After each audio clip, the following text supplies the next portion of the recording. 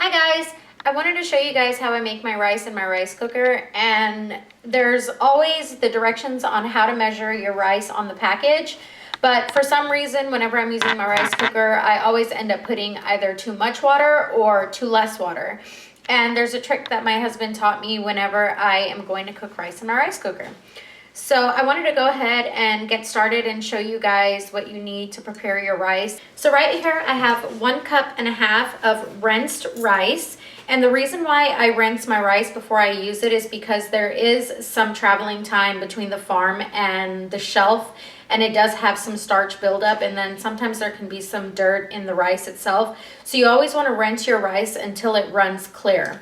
Right here I have an unmeasured amount of water, and then I'm going to show you how you would measure the rice when you're cooking it. I also have some salt for preference. You can put half a teaspoon to a teaspoon in your rice if you do like to have salt in your rice. So let's go ahead and get started. Right here is my rice cooker, and I have an on and off switch, and so I have that plugged in ready to go, and I have my rice.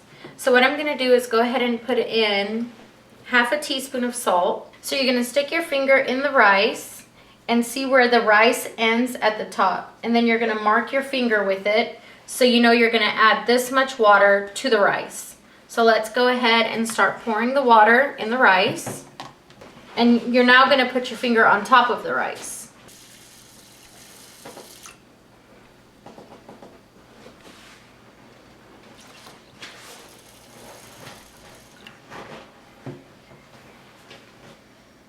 And it's going to be right there. The rice, at the top of the rice, and the water stopped right where my measurement on my finger was at.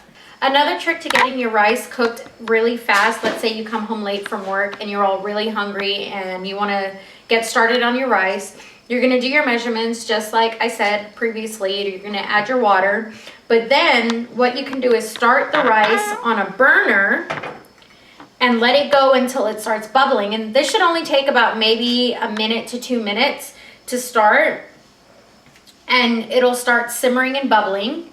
So it's been about a minute and you can already see it starting to bubble, come to a boil.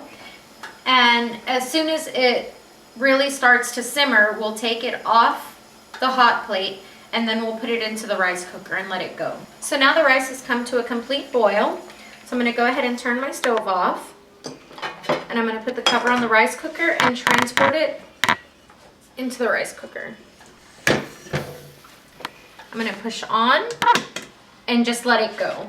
And by starting it on the stove, you're pre-cooking it before you put it into the rice cooker. So the total cook time is going to be half of what it would have taken if you were to just place it into the rice cooker.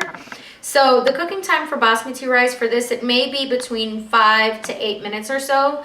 Whereas if I didn't pre-boil it on the stove, it would generally take about 15 to 20 minutes for total cook time. So I hope you guys enjoyed this video, and I will see you all next time. Bye guys!